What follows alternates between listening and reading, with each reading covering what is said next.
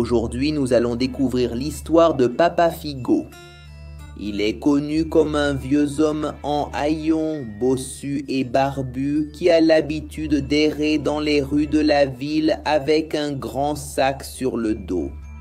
Son intention est de capturer les enfants désobéissants qui jouent seuls dans les rues et de manger leur foie.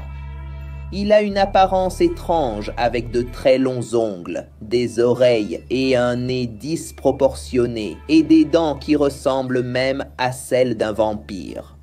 Tout ce qu'il veut le plus, c'est trouver un enfant sans la protection d'un adulte. Il a l'habitude d'utiliser quelques tactiques pour attirer ses victimes. Il y a des témoignages d'enfants disant qu'il y avait un vieil homme devant une école en train de parler avec un élève. Et il a offert un jouet, le garçon a refusé. Alors il a offert un bonbon et le garçon a accepté. Après ce jour-là, il n'a plus jamais été revu. Des cas similaires continuent de se répéter au fil des années. Et ce qu'il reste, ce sont des familles brisées par Papa Figo. La légende dit que cet homme fait cela avec les enfants parce qu'il a une maladie. Et il est nécessaire que Papa Figo mange le foie d'un enfant. C'est pour cela qu'il porte ce nom, qui est la contraction du mot Papa Figado. En se nourrissant de cet organe, il croit que sa maladie sera guérie. Vous devez vous demander pourquoi il ne s'en prend qu'aux enfants, et pas aux adultes ou aux personnes âgées. Il peut y avoir deux explications à cela. La première, c'est que les enfants sont plus faciles à capturer pour lui qu'un adulte. Il suffit de les mettre dans le sac qu'il porte sur le dos et de partir. Une autre explication, c'est que les enfants sont purs et leurs organes sont tout neufs. Dans certaines versions de la légende, Papa Figo a quelques assistants qui attirent les enfants et amènent les victimes jusqu'à lui. Après avoir mangé le foie de la victime, il laisse généralement à côté du corps une somme d'argent pour les frais des funérailles et aussi pour aider la famille. Si vous avez aimé cette vidéo, laissez un like et abonnez-vous à cette chaîne. Aujourd'hui, nous allons découvrir un monstre colossal qui vit submergé dans les profondeurs des océans. Il est connu sous le nom de Kraken et, lorsqu'il est prononcé à bord, il provoque la panique et l'euphorie chez tout l'équipage. Ah mince, pas le Kraken, c'est une sorte de pieuvre qui menace la vie des marins. Ce monstre a la taille d'une île, avec 100 tentacules à sa disposition.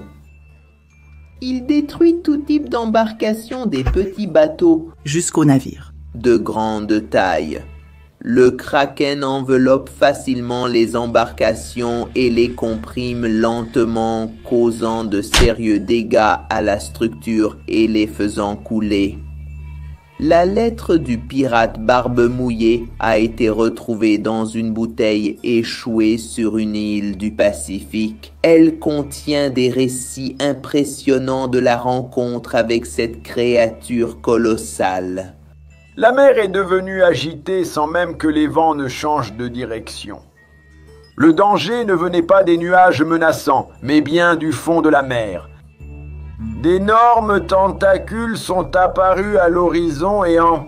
Suite, il s'est levé. Notre embarcation? On aurait dit que nous flottions dans les airs. La créature a lâché prise et il y a eu un grand impact. Le tourbillon qui se formait après qu'il ait plongé rapidement dans la mer était terrifiant. Et avant de périr, je laisse ce message pour qu'il soit lu.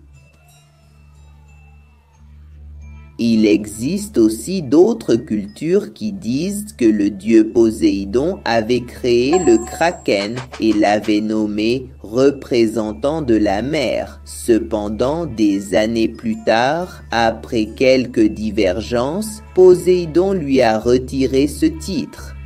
et l'a rejeté, étant expulsé par son propre créateur dans les profondeurs de l'océan. Depuis lors, des petites embarcations aux immenses navires, qu'ils soient mal informés ou même avertis naviguant près de son emplacement, sont férocement anéantis par l'impitoyable Kraken.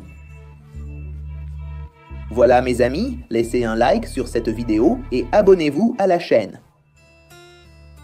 Aujourd'hui, nous allons découvrir la légende de l'arbre des âmes. Aux alentours de 1845, dans une petite ville de l'intérieur du Minas Gerais, il existait une légende urbaine à propos de l'arbre des âmes. Elle se trouvait dans un bois derrière la ville. Elle était immense et creuse. Il y avait un passage par lequel les gens pouvaient entrer.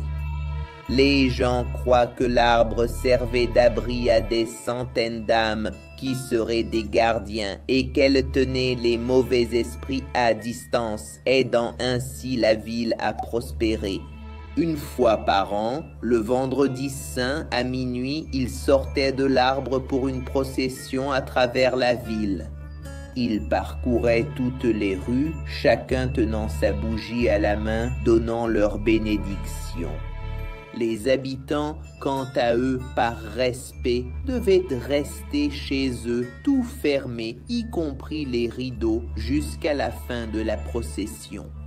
Une de ces nuits-là, une jeune fille de la ville a décidé de regarder par la fenêtre.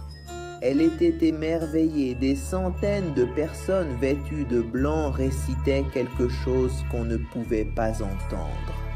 Elle remarqua que ces personnes n'étaient pas des êtres ordinaires, car leur corps était à moitié transparent et lumineux. Émerveillée par ce qu'elle voyait, elle ouvrit la fenêtre et sauta, les suivant. Lorsque la procession prit fin, les personnes retournèrent dans la forêt. La jeune fille hésita un peu à les suivre, mais pensa que, puisqu'elle était déjà allée si loin, pourquoi ne pas continuer? Éloignée derrière quelques buissons, elle aperçut l'arbre et les personnes qui entraient et disparaissaient. La dernière personne de la file s'arrêta avant d'entrer, se tourna vers la jeune fille et la regarda dans les yeux. Elle commença à marcher dans sa direction. La jeune fille, pour une raison quelconque, ne se sentit pas effrayée et attendit que le fantôme s'approche. La femme lui tendit la bougie. Un cadeau pour ton courage. Merci. La femme est retournée vers l'arbre. Avant d'entrer, elle a regardé la jeune fille une dernière fois et a disparu. Quand la jeune fille a regardé de nouveau la bougie, elle s'était transformée en fémur. Effrayée, elle courut chez elle et raconta à ses parents ce qui s'était passé. Ses parents, inquiets, l'ont renvoyée dans la forêt et lui ont dit qu'elle devait enterrer le fémur sous l'arbre, car ils ne voulaient pas d'os humain dans la maison. La fillette a été vue pour la dernière fois entrant dans la forêt. Ses empreintes pouvaient être vues jusqu'à l'arbre, mais elle n'y était pas. La légende dit que la jeune fille peut être vue pendant la procession. Elle marche en tenant sa bougie à la dernière place dans la file des fantômes.